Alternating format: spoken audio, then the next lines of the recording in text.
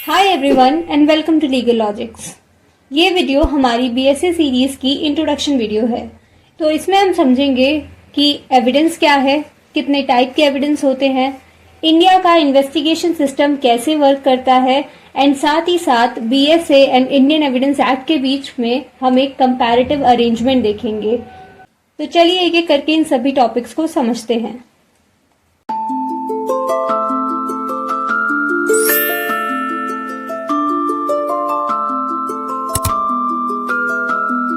सबसे पहले तो ये समझते हैं कि एविडेंस एक्ट हमारे पास कॉलोनियल एरा से है, यानी कि 1871 में स्टीफन कमीशन के एक्सेप्टेंस के बाद इंडियन एविडेंस एक्ट का इनैक्टमेंट हुआ था। तो 15 मार्च 1872 को इस एक्ट को इनैक्ट किया गया एंड 1 सितंबर 1872 को इसे इंडिया में इन्फोर्स कर दिया गया। उस टाइम पर वो ब्रिटिश इंडिया हुआ करता था, तो ये एक्ट हमारे पास कॉलोनियल एरा से चला आ रहा था। इंडियन एविडेंस एक्ट की बात हो रही है, लेकिन हाल ही में इस एक्ट को भारतीय साक्ष्य अधिनियम से रिप्लेस किया गया, जिसे प्रेसिडेंशियल असेंट 25 दिसंबर 2023 को मिली एंड इसे 1 जुलाई 2024 को पूरे भारत में इन्फोर्स कर दिया गया। अब देखो, भारतीय साक्ष्य अधिनियम में जो साक्ष्य वर्ड लिया गया है उसे हिंदू पीरियड के एविडेंस लॉ से लिया गया है। हिंदू पीरियड में एविडेंस के 4 टाइप में से एक टाइप साक्ष्य था, लेकिन भारतीय साक्ष्य अधिनियम में इसे जनरल टर्म्स में यूज किया गया है, यानी कि यहाँ एविडेंस का मतलब उन सभी चीजों से है जिनका इस्तेमाल करके कोर्ट में किसी फैक्ट को प्रूव या डिस्प्रूव किया जा सकता है।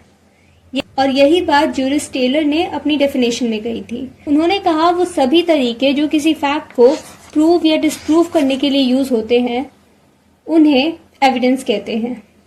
इसी के साथ जूरिस फिप्सन ने एविडेंस को टेस्टिमनी बताया, चाहे वो ओरल हो, डॉक्यूमेंट्री हो या फिर रियल हो। यहाँ ओरल से मतलब है आई विटनेस का, जिसने किसी रॉन्गफुल एक्ट को होते हुए खुद देखा हो। वहीं documentary evidence paper works and official proofs include करता है, जैसे आपकी प्रॉपर्टी के पेपर्स हो गए या फिर कोर्ट के दिए हुए कोई भी ऑर्डर, डिक्री हो गई, ये उनको इंक्लूड करता है। लेकिन बात की जाए रियल एविडेंस की, वहीं रियल एविडेंस का मतलब है वो आइटम्स जिसे रॉन्गफुल एक्ट करने के लिए यूज किया गया हो या फिर जो क्राइम सीन से मिले हों, जैसे फुटप्रिंट्स, फिंगरप्रिंट्स, डीएनए, नाइफ, कपड़े का कोई पीस, ये सभी चीजें रियल एविडेंस में आती हैं। तो जूरिस फिप्सन ने कहा कि चाहे ओरल, डॉक्यूमेंट्री, रियल, इनमें से किसी भी चीज का यूज करके किसी फैक्ट इन डिस्प्यूट को प्रूव या डिस्प्रूव किया जा रहा है तो उसे एविडेंस कहेंगे। अब हम इन तीनों टर्म्स को समझेंगे जिनका यूज बार बार एक्ट में होता है। सबसे पहला वर्ड है एविडेंस। अभी तक हम एविडेंस के बारे में थोड़ी बहुत चीजें समझ चुके हैं, लेकिन एविडेंस एक बहुत बड़ी कैटेगरी है। इसके अंदर काफी सारी चीजें इन्वॉल्व है। उसी में से एक वर्ड है टेस्टिमनी, यानी कि टेस्टिमनी भी एविडेंस का पार्ट है। लेकिन जब हम एविडेंस वर्ड का यूज करते हैं तो हम एक ब्रॉड कैटेगरी को डिफाइन कर रहे हैं, लेकिन जहां टेस्टिमनी वर्ड का यूज किया है वहां हम स्पेसिफिकली एक बात को कह रहे हैं, वो है ओरल विटनेस। यानी कि जब भी टेस्टिमनी वर्ड का यूज होता है तो वहां अक्सर गवाही, ओरल विटनेस, इन सब की बात की जाती है। वहीं प्रूफ की बात करें तो इसका मतलब है किसी भी मैटर को सही या गलत साबित करना। यही काम करने के लिए हर केस में एविडेंस इन्वॉल्व होते हैं। वेल, आई होप यहाँ तक इतनी बातें क्लियर हो चुकी हैं। तो अब हम आगे समझते हैं एविडेंस के टाइप। बीएसए में 2 टाइप के एविडेंस की बात की गई है, oral and documentary. Oral evidence को हम फर्दर 2 कैटेगरीज में डिवाइड कर सकते हैं, जो कि है डायरेक्ट एंड इनडायरेक्ट एविडेंस। इसे हम ऐसे समझते हैं, सपोज करते हैं एक पर्सन है एक्स, उसने बी को एक दुकान से सामान चोरी करते हुए देखा। तो यहाँ इस केस में जो भी एक्स ने देखा, अगर वो अपनी बात जाकर कोर्ट में कहता है, उसे डायरेक्ट एविडेंस कहेंगे। वहीं दूसरी तरफ सपोज करते हैं कि पी एक पर्सन है जिसने क्यू की कार का एक्सीडेंट किया है। एंड इस केस में सी एक विटनेस है जो कोर्ट में आके कहता है कि सी के दोस्त आर ने बताया है कि पी को अक्सर पी के गाड़ी चलाने की आदत है। तो इस केस में सी ने जो भी कहा कोर्ट उसे इनडायरेक्ट पीस ऑफ एविडेंस में कंसिडर कर सकती है। यानी कि जब विटनेस उस चीज को आकर कोर्ट में बताता है जो उसने खुद क्राइम सीन पर देखी है तो उसे डायरेक्ट ओरल एविडेंस कहते हैं। लेकिन जब विटनेस किसी और पर्सन की बातों को आकर कोर्ट में बताता है तो उसे इनडायरेक्ट पीस ऑफ एविडेंस कहते हैं एंड साथ ही साथ इसे हियरसे एविडेंस भी कहा जाता है। लेकिन जनरली कोर्ट में हियरसे एविडेंस एडमिसिबल नहीं होते हैं, लेकिन इसका एक्सेप्शन है section 26 and section 27 of BSA. वहीं बात करें डायरेक्ट एविडेंस की तो इन्हें ओरल एविडेंस भी कहा जाता है एंड ये सेक्शन 55 ऑफ बीएसए में कवर्ड है। साथ ही साथ डायरेक्ट एविडेंस कोर्ट में इजीली एक्सेप्टेबल रहते हैं। अब हम समझते हैं डॉक्यूमेंट्री एविडेंस। तो डॉक्यूमेंट्री एविडेंस वो एविडेंस होते हैं जो किसी भी फैक्ट को एक्सप्रेस करते हैं किसी लेटर, मार्क्स या साइन का यूज करके। एंड डॉक्यूमेंट्री एविडेंस को भी हम दो कैटेगरीज में डिवाइड कर सकते हैं जो कि है प्राइमरी एंड सेकेंडरी एविडेंस। सबसे पहले बात करते हैं प्राइमरी एविडेंस की। तो प्राइमरी एविडेंस बीएसए के सेक्शन 57 के अंडर कवर्ड है और प्राइमरी एविडेंस के अंदर सारे ओरिजिनल डॉक्यूमेंट्स आते हैं, यानी कि सभी ओरिजिनल डॉक्यूमेंट्स प्राइमरी एविडेंस के अंदर कोर्ट में एडमिसिबल होते हैं। लेकिन अब सपोज करते हैं कि एक पर्सन है एक्स जिसके घर में आग लग जाती है और उसके ओरिजिनल डॉक्यूमेंट्स उस आग में डिस्ट्रॉय हो जाते हैं। अब वो कोर्ट में जाकर अपना ओरिजिनल डॉक्यूमेंट बेचारा कहाँ से दिखाए? तो जब कोर्ट कहेगी कागज दिखाओ तो वो क्या कहेंगे? एक्स को एंड एक्स जैसे सभी लोगों को बचाने के लिए हमारे पास कॉन्सेप्ट आया सेकेंडरी एविडेंस का। सेकेंडरी एविडेंस के अंदर कोर्ट अलाउ करती है किसी भी ओरिजिनल डॉक्यूमेंट की कॉपी को, उसके काउंटर पार्ट्स को, उसकी सर्टिफाइड कॉपीज को प्रेजेंट करना कोर्ट में, अगर वो सेक्शन 58 एंड 60 के किसी भी सर्कमस्टांसेस के अंदर आ रहे हो तो।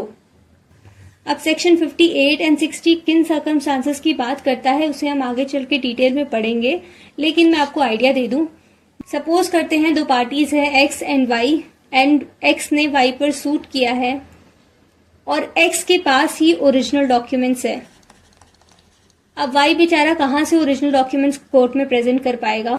तो इस केस में वाई कोर्ट में सेकेंडरी एविडेंस प्रेजेंट कर सकता है, यानी कि ओरिजिनल डॉक्यूमेंट की कॉपी को प्रेजेंट कर सकता है।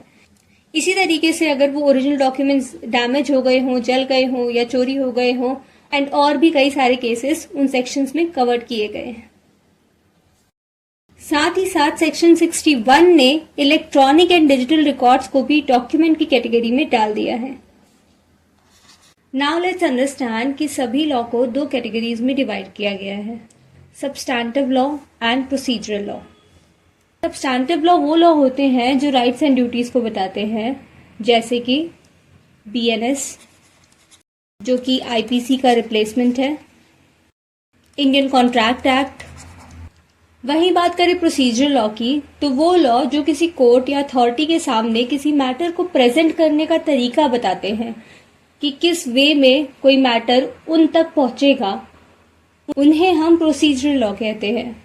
जैसे कि बीएनएसएस जो कि सीआरपीसी का रिप्लेसमेंट है, साथ ही साथ सीपीसी, ये दोनों प्रोसीजरल लॉ के एग्जाम्पल्स हैं। सो आई होप यहाँ तक आप इन दोनों में डिफरेंस समझ गए होंगे। तो अब आप मुझे बताइए कि बीएसए एक प्रोसीजरल लॉ है या फिर सब्सटैंटिव लॉ है। तो देखिए, वैसे तो बीएसए एक प्रोसीजरल लॉ है। यहाँ ज्यादातर सेक्शंस एविडेंस को किस तरीके से कोर्ट में प्रेजेंट करना है, कौन से एविडेंस कोर्ट में प्रेजेंट होंगे, इन्हीं सब चीजों की बात करते हैं। लेकिन ऐसे कुछ सेक्शंस हैं जो कि इस एक्ट में सब्सटैंटिव लॉ की तरह काम करते हैं। इसीलिए कई जगह बीएसए को partially procedural and partially substantive भी कहा जाता है। और वो ये सेक्शंस है, सेक्शन 121 टू सेक्शन 124। इस सेक्शन में मेजरली एस्टॉपल की बात की गई है एंड इसका एक सेक्शन बात करता है हु में टेस्टिफाई की। इसी वजह से बीएसए को कई जगह partially procedural and partially substantive कहा गया है। तो बीएसए को प्रोसीजरल कहना भी गलत नहीं होगा और उसे partially procedural and partially substantive कहना भी गलत नहीं है। लेकिन ध्यान रहे, आपको पता रहना चाहिए कि इस लॉ के कुछ सेक्शन ऐसे हैं जो कि सब्सटैंटिव नेचर के हैं, एंड वो कौन से सेक्शन हैं ये भी आपको अच्छे से पता रहना चाहिए। अब हम बात करते हैं इन्वेस्टिगेशन सिस्टम की। तो देखिए, इन्वेस्टिगेशन सिस्टम दो तरीके के होते हैं, adversarial and inquisitional system. Adversarial system India में यूज होता है जहां किसी भी ऑफेंस का इन्वेस्टिगेशन पुलिस या इन्वेस्टिगेशन एजेंसीज करती हैं और इस इन्वेस्टिगेशन पर कोई भी जुडिशियल कंट्रोल नहीं रहता है। वहीं बात करें इंक्विजिशनल सिस्टम की, तो इस केस में इन्वेस्टिगेशन मजिस्ट्रेट के द्वारा सुपरवाइज किया जाता है। इसका रेट ऑफ कन्विक्शन हाई रहता है, यानी कि अक्सर जिन लोगों पर इन्वेस्टिगेशन होता है वो गिल्टी ऑफ द ऑफेंस पाए जाते हैं। फ्रांस एंड जर्मनी ऐसी दो कंट्रीज है जहां पर इंक्विजिशनल सिस्टम फॉलो किया जाता है। अब आप मुझे कमेंट में बताएं कि आपको क्या लगता है इनमें से कौन सा इन्वेस्टिगेशन सिस्टम इफेक्टिवली इंडिया का क्राइम रेट रिड्यूस करने में काम आ सकता है। लेकिन इसके पहले कि हम वीडियो में आगे बढ़े, क्या आपको पता है कि बीएसए को रिप्लेस क्यों किया गया है? कि कोरोना के बाद India and rest of world technological advancement में काफी फोकस था एंड इसकी वजह से टेक्नोलॉजी तो बहुत अच्छे से ग्रो कर गई, उसी के साथ साथ हमारे लॉज को भी ग्रो करने की जरूरत थी एंड काफी ऐसे एविडेंसेस आ गए थे जो कि सिर्फ और सिर्फ डिजिटल फॉर्म में अवेलेबल थे। इसीलिए बीएसए के रिप्लेस होने का एक कारण है टेक्नोलॉजिकल एडवांसमेंट। साथ ही साथ एविडेंस एक्ट में जरूरत थी सेकेंडरी एविडेंस के स्कोप को ब्रॉडर करने की। अगर आपको इस क्वेश्चन से रिलेटेड सारे इंपॉर्टेंट पॉइंट्स डिटेल में जानने हैं और साथ ही साथ जाननी है बीएसए की हिस्ट्री, तो आप इस वीडियो को जाकर जरूर देखें। अब हम चलते हैं इस वीडियो के मोस्ट इंपॉर्टेंट पार्ट पर, यानी कि बीएसए और इंडियन एविडेंस एक्ट के कंपैरिजन के बीच। इस टॉपिक को बहुत ही अच्छे से समझने की जरूरत है, क्योंकि ध्यान रहे यहाँ से जुडिशरी एग्जाम में भी क्वेश्चंस आएंगे और साथ ही साथ most of the competitive exam में भी क्वेश्चंस यहाँ से कवर होने वाले हैं। देखिए, इंडियन एविडेंस एक्ट के 3 पार्ट्स को 11 चैप्टर्स और 167 सेक्शंस में डिवाइड किया गया था। वहीं बीएसए के 4 पार्ट्स को 12 चैप्टर्स एंड 170 सेक्शंस में डिवाइड कर दिया गया है। यहाँ जो आपको बीएसए के 4 पार्ट्स दिख रहे हैं वो असल में इंडियन एविडेंस एक्ट के पार्ट 1 को 2 पार्ट्स में स्प्लिट करके बने हैं। यानी कि इंडियन एविडेंस एक्ट के पार्ट 1 में जो सेक्शंस थे उनमें से कुछ सेक्शंस को पार्ट 1 में कर दिया गया और बाकी के रिमेनिंग सेक्शंस को पार्ट 2 में डाल दिया गया। अब बात करते हैं बड़े हुए एक चैप्टर की। जो यहाँ पर एक एक्स्ट्रा चैप्टर आपको नजर आ रहा है वो रिपील एंड सेविंग्स की बात करता है, यानी कि वो सारे चेंजेस जो कि इंडियन एविडेंस एक्ट को रिप्लेस करके बीएसए में किए गए हैं उनकी बात करता है। अब देखिए, बीएसए के पार्ट 1 में सिर्फ एक चैप्टर है जिसमें सिर्फ और सिर्फ 2 सेक्शंस कवर किए गए हैं, लेकिन ये जो 2 सेक्शंस कवर किए गए हैं वो इंडियन एविडेंस एक्ट के सेक्शन 3 एंड सेक्शन 4 का कॉम्बिनेशन है। उसी जगह पहले इंडियन एविडेंस एक्ट में 2 चैप्टर हुआ करते थे, चैप्टर 1 एंड चैप्टर 2, जहां चैप्टर 1 प्रिलिमिनरी की बात करता था एंड इसमें 4 सेक्शंस थे। वहीं chapter 2 of relevancy of facts की बात करता था, जहां सेक्शन 5 से 55 कवर्ड थे। लेकिन अब ये जो चैप्टर है उसी को पार्ट 2 में डाल दिया गया है बीएसए के, और साथ ही साथ सेक्शन 3 के अंडर कवर्ड डेफिनेशंस में से इंडिया की डेफिनेशन को रिमूव कर दी गई है और सेक्शन 22A को भी रिमूव कर दिया गया है। साथ ही साथ इस एक्ट से सेक्शन 22A को भी रिमूव किया गया। सेक्शन 22A इलेक्ट्रॉनिक रिकॉर्ड्स की ऑथेंटिसिटी को क्वेश्चन करता था, उसकी रेलेवेंसी के लिए इन ओरल एडमिशंस, यानी कि कोई पर्सन जब किसी फैक्ट को व्हाट्सएप पर एक्सेप्ट कर रहा हो, इंस्टाग्राम पर एक्सेप्ट कर रहा हो या फिर किसी भी कंप्यूटराइज मोड में एक्सेप्ट कर रहा हो, तो कोर्ट उसे जनरली एक्सेप्ट नहीं करती थी। जैसा कि मैंने आपको पहले बताया कि बीएसए का होल पॉइंट टेक्नोलॉजिकल एडवांसमेंट को लॉज में इंक्लूड करना था। यही कारण है कि अब इस सेक्शन को नए एक्ट से हटा दिया गया है। वही बात करें बीएसए के पार्ट 2 की, तो इसमें सिर्फ एक चैप्टर है जो कि रेलेवेंसी ऑफ फैक्ट की बात करता है, जहां सेक्शन 3 से सेक्शन 50 तक कवर्ड है। इन सेक्शंस को 8 सब टॉपिक्स में डिवाइड किया गया है, जिन्हें आप अपनी स्क्रीन पर देख सकते हैं। जो ऊपर सेक्शंस हमने डिस्कस किए, उसमें से कुछ सेक्शंस का अरेंजमेंट चेंज किया गया है। तो section 24, 28 and 29 of Indian evidence act को डाल दिया गया है एक ही सेक्शन में, यानी कि सेक्शन 22 में। साथ ही साथ section 25, 26 and 27 Indian evidence act के अब सेक्शन 23 के क्लॉज 1, 2 एंड 3 में ही कवर्ड है। साथ ही साथ सेक्शन 45 एंड 45A जो कि ओपिनियन ऑफ एक्सपर्ट की बात करते थे, अब सेक्शन 39 में कवर्ड है। सेक्शन 47 एंड 47A भी अब सेक्शन 41 में कंबाइन कर दिए गए हैं। पार्ट 3 ऑन प्रूफ की बात करता है, जिसमें टोटल 6 चैप्टर्स कवर्ड हैं दोनों ही बेयर एक्ट में। लेकिन यहाँ कुछ मेजर चेंजेस किए गए हैं जो कि बहुत ही ज्यादा इम्पोर्टेंट है। जैसे सेक्शन 61 के अंदर इलेक्ट्रॉनिक एंड डिजिटल रिकॉर्ड्स का introduction.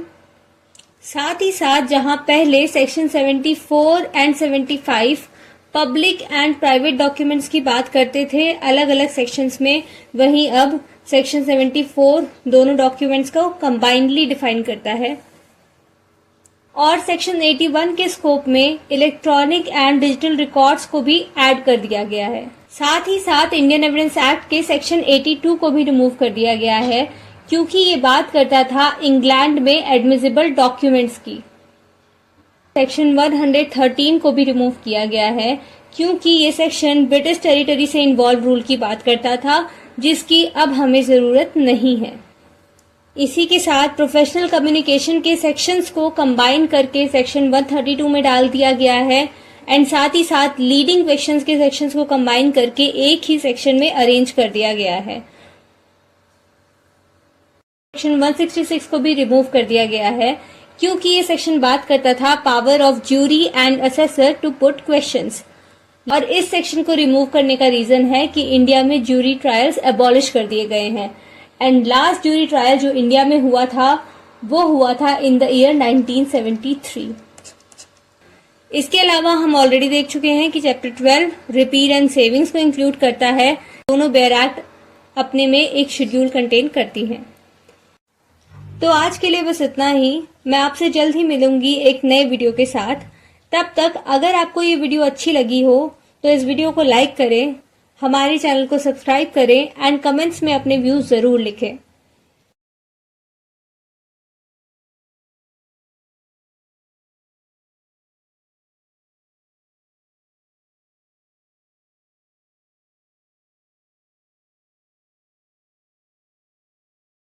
Okay then, thank you for watching this video. I'll see you soon.